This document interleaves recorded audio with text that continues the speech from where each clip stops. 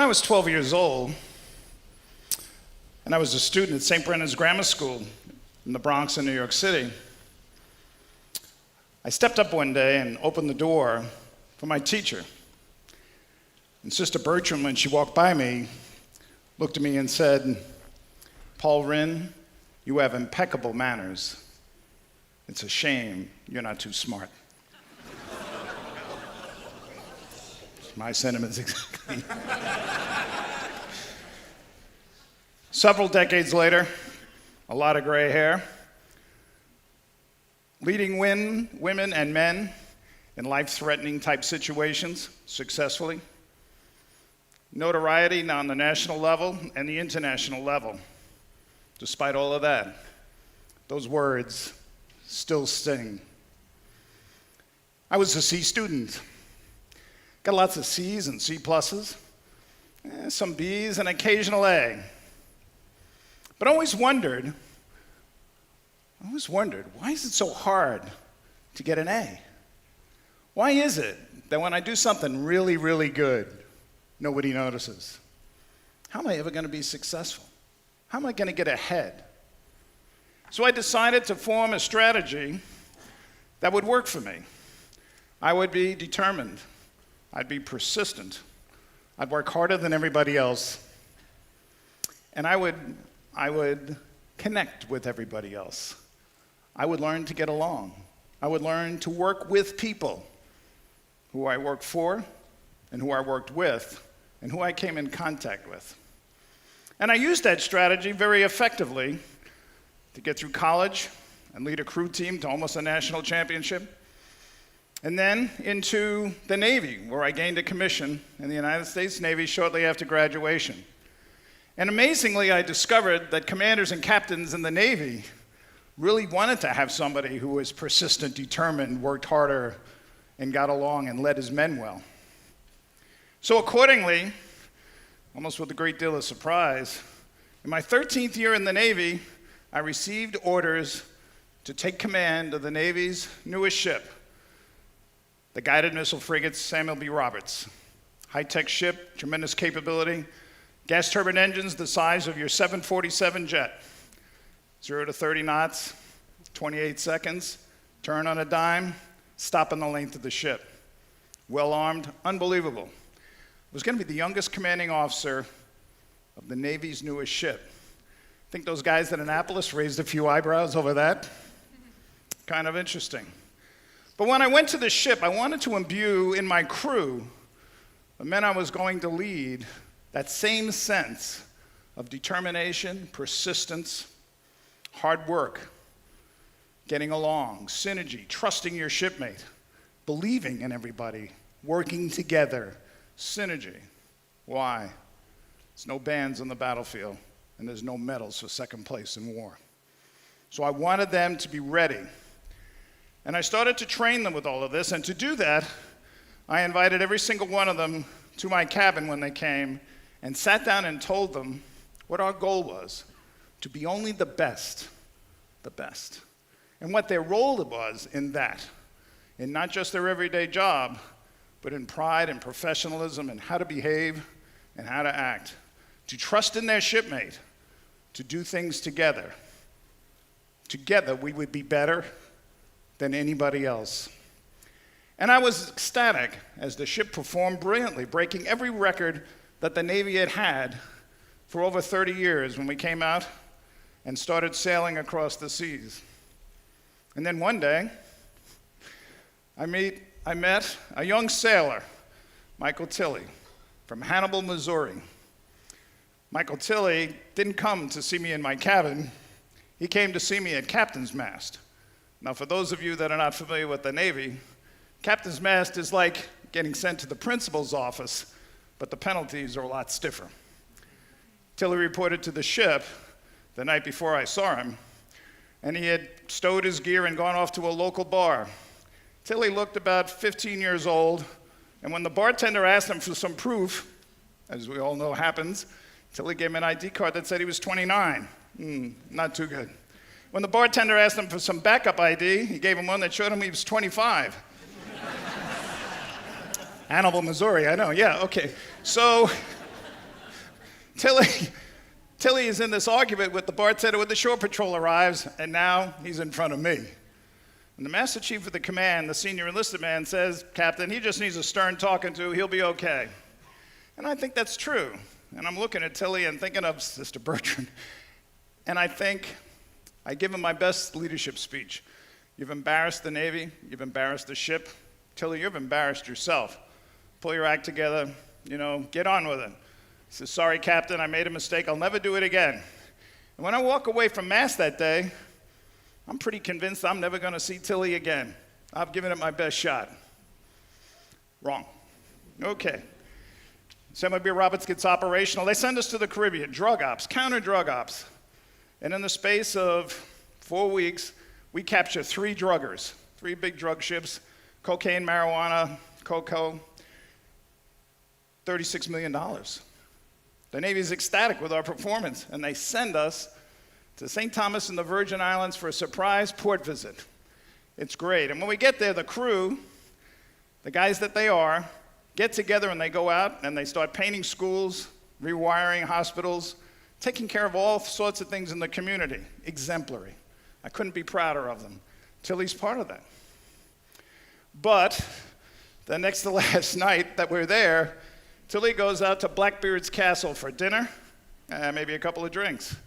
And while he's there, he decides he has to go to the men's room. And he gets up and goes to the men's room, and lo and behold, there's a line. And he looks outside, and he sees bushes.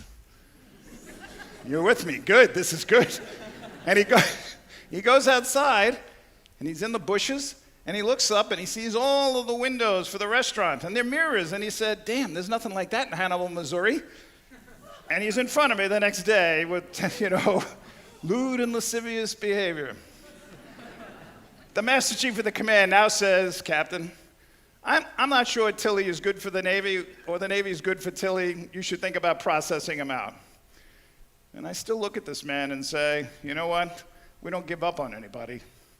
I'm sure there's something in there, and it's our leadership that may have come up short, that we didn't bring him along. So I give Tilly a talking to, give him a little discipline, and on we go. Several months later, with the ship performing at a very high level and doing great things, we're in the South Atlantic when a message comes in late November, and it tells us that we have been the winner of the Battle Efficiency E in our squadron. 17 ships, gas turbine ships, the most modern ships in the U.S. Navy. We're picked as the #1 ship. It's a great thing.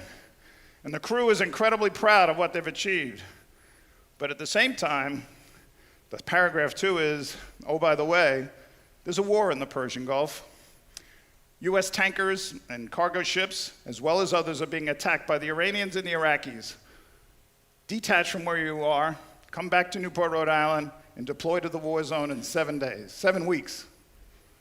So Roberts turns, and we race back to Newport, Rhode Island. And en route, I gather the crew together, and I tell them we're going to divide the crew in half. First half goes before Christmas. Be back on the 26th. Don't screw your shipmate. It's man for man. The second group gets to go, and they will be back just before we deploy on the 20th of January. Here's a quiz. The whole crew comes back except one person. He is? Good. Very good. And now he's before me at Captain's Mast, and the Master Chief says, "Gotta go." The XO supports him, and I am now even convinced that perhaps it's time for Tilly to depart the pattern. And I'm about to sign the page 4 entry to detach him from the Navy when he says, "Captain, can I speak?" "Sure, Tilly. What do you got?"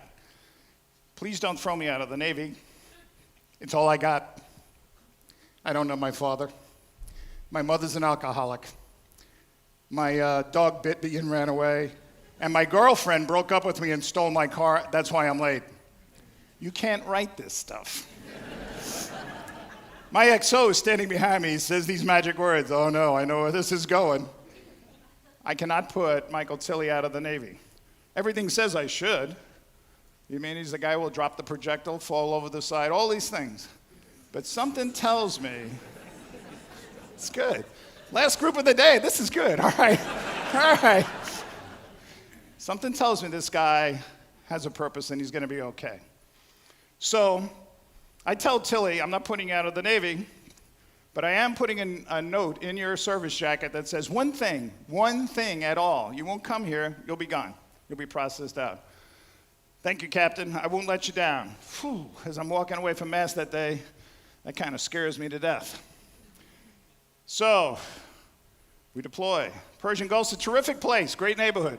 120 degrees in the shade, sandstorms every other day, visibility 4 miles, sharks, snakes, great neighborhood. Great neighborhood. A lot of attacks, 10 attacks when we get there, all over the place. We're made squadron commander, and for the next 127 days, Samuel B. Roberts conducts convoys. We establish a cordon sanitaire around our ships, all the U.S. flag carriers, and we tell the Iranians and the Iraqis, if you come inside of that 5-mile range, we will attack you. And they try us out one time, and then they realize, probably not a good idea, and they don't bother us anymore. And for that period of time, 14 convoys, no American ship is attacked. In fact, it's so successful that ships from other nations that don't have escorts there start making American flags. Very interesting. 8 stripes, 7 stars, you know. What country is that anyway? So wait, be good now. This is international relations. So we let them in our formation, and we take care of them, and we go along. During this time frame, though, the Iranians decide to attack people in the Straits of Hormuz. And I am given direction, go to the Straits of Hormuz and stop them. Don't start the next war, Captain. But if he starts it, you finish it. So we go down, and this is a picture taken on a day that we ran off an Iranian frigate, the Sabalon, and chased him into port, and he went away. The attacks on the Straits of Hormuz go from 6 before we start to 2 to 0. And for 3 weeks, nothing. So we feel pretty good. Guys on the ship, the crew feels great. And during this time frame, I keep hearing from the crew that Tilly is doing a phenomenal job. So good that he's been given his own space up in AMR-1, Auxiliary Machinery Room number 1. Very difficult to get to, forward part of the ship, an emergency diesel we only use in duress. And I think I want to go up there and see this. So at 1 o'clock in the morning one night, when nothing's going on, I work my way into that space, and there's Tilly working. But I look around the space, everything's perfect. Diesels all look right. I mean, the equipment all looks right. All the instruction cards are in the right place. You could eat off the deck. Wow. And I tell Tilly, you're doing a good job. And he said, Captain, I'm just trying to keep the Master Chief from trying to kill me. So Tilly looks at me and he says, I just want to be a success. Ring a bell? I just want to learn how to do it right. I've never had any guidance. So I say to Tilly, don't worry about it. You're doing a good job. Learn your equipment in this space and keep doing what you're doing. But remember, I believe in you, and the Navy believes in you, and that's why you're here. And as I walk out of the space that night, Fireman Tilly says to me, Captain, you know, no one has ever said that to me in my entire life. Amazing. So, after all of this, though, we're low on fuel. So we are sent to a rendezvous in the middle of the Persian Gulf. It's kind of a common place to rendezvous, and we head off at 30 knots. And I'm in my cabin arguing with the chief cook about too much spinach on the menu, which captains are prone to do. And the ship starts to shudder. This is never a good sign. We're going 30 knots and we're shuddering. My phone rings. Forget it. I go to the bridge, and this is what I see. 2 MO8 mines directly in front of the ship at 500 yards, and another one right off the starboard beam at 300. Doesn't take a rocket scientist to realize we're in a minefield. I notify the crew immediately on the 1MC. That's a loudspeaker situation. Captain never talks on that, so the crew knows something big is up. And I can see my wake behind the ship, and I tell them I'm going to back down in. Set zebra, maximum condition of readiness. Everybody up above the main deck. If a mine goes off down there, you won't have a chance. Everybody comes up above the main deck except for one man. Michael Tilly decides that it's Payback time for the Navy. And so he reports that he's coming up above the main deck and steps back down into the space and closes the hatch and dogs himself in. They may need number 1 diesel. Tilly doesn't tell anybody he's down there. He just kind of honkers down. If the mine goes off under AMR 1, there'll be nothing left of him. And he knows that. Start to back the ship.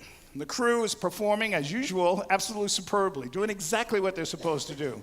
In position, 25 minutes, we're backing. I'm very confident we'll escape when the largest explosion I have experienced in 29 years in the naval service. I'm 114 feet from the explosion. It fractures my right foot. It shatters everything on the ship that's horizontal. It destroys those 2 gas turbine engines, disintegrates them. It breaks the ship in 2, with the exception of the main deck, puts a 30-foot hole in the ship, and in the space of seconds, we go from a 4,000-ton frigate to a 6,000-ton frigate. The flames are 100 feet above the ship. We're in big trouble. Where's the nearest ship? 140 miles away.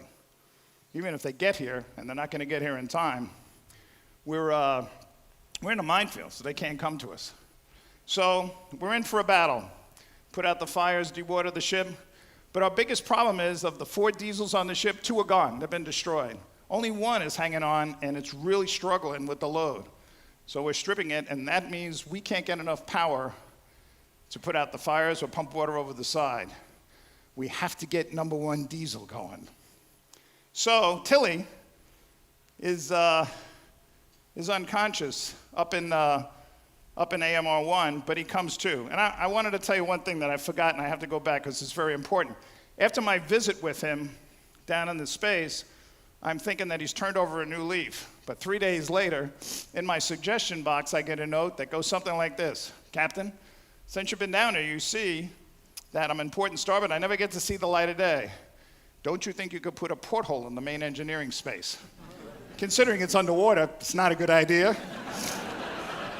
The Master Chief is really bent out of shape over this one. All right, I gotta hurry, I'm running out of time. So anyway, we're in desperate straits. Tilly comes to. He calls back to the central control station where the engineering officer of the watch is stunned that somebody's up there. And he says, hey, this is Fireman Tilly. What would you like me to do? The response is not printable. But Tilly is directed, start number 1 diesel. That's like asking an 8th grader to pass an advanced algebra test. But Tilly has been studying the cards. And he goes over to start it, and he realizes that the start button is fractured, won't work. And he goes into the space, and he understands what he has to do to set up the diesel, and he lines it up. Then he looks up, and he sees that the manifold is cracked, and he knows that he has to start it, what they call a suicide start. He has to climb up with a screwdriver and stick it in and open the valve to make it all happen. He climbs up, he sits on top of the diesel like a horse. He reaches back and turns the valve to open a 1,500 PSI air flask. And the air goes between his legs, and he takes the screwdriver and bam! And he starts the diesel. Son of a gun. And he jumps down with the instruction card, and he normalizes the diesel to run. And then he gets on the phone, he calls back to the central control station and says, I started the diesel. To which the chief says, get it to the switchboard. Now, at this moment, lights are flickering and we're in trouble. If you saw that movie Titanic, you know, when Gwyneth Paltrow goes to save whatever his name was, who would do that anyway? Okay, we didn't have Gwyneth Paltrow, but we're in trouble. So Tilly goes out, and now it's advanced trigonometry, because now he has to bring the power from the diesel to the switchboard. He's alone. It's 135 degrees in the space. It's dark. He lines up the switchboard, and as he's doing this, I am walking out of AMR 2. My ship is sinking. I have 2 feet of freeboard left. I'm in trouble. It's dark, and the sharks have arrived with the snakes. This is one of those monumental decisions you never want to make in life. And all of a sudden, the lights flicker, and they go bright. And I don't know how this has happened, but it's a good thing. Let's save the ship. We now have power to run the pumps, to fight the fires, and everything else. What has happened is Tilly has figured it all out, lined up the switchboard, and then Michael Tilly, 3 mass cases and the guy we all wanted to get rid of, reaches up and throws the switch. to bring the power from the diesel to the switchboard onto the grid. In essence, Michael Tilley saved Samuel B. Roberts.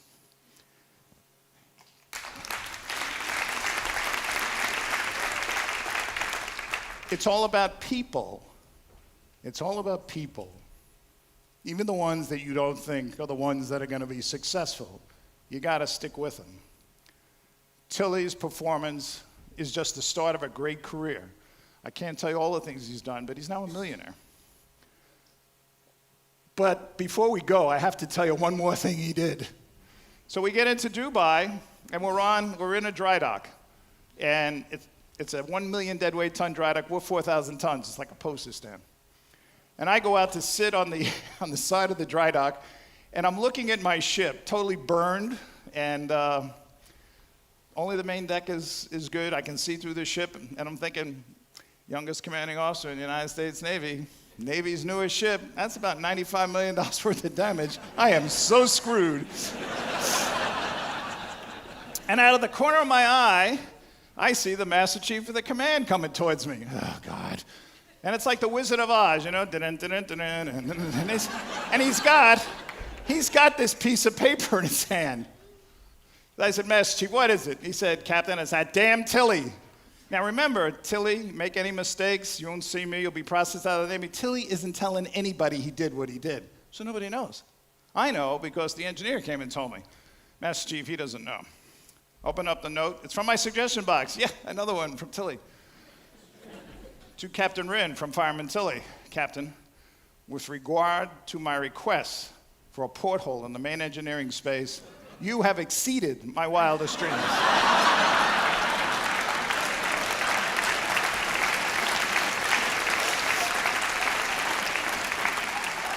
All right, let's get serious here. You're all accomplished people. You've all done great things, and you will do more great things. But every one of you in this room has a Fireman Tilley in your workplace, in your school, in your classroom, in your family. You know it. I know it. My challenge for you tonight is, will you be the person that connects with him, that lights the spark, that makes him successful? It's up to you. It's totally up to you. So take that with you tonight. Oh, and to the Sister Bertrands of the world, there's more than one way to get an A, and thanks for noticing my manners. Thanks a lot.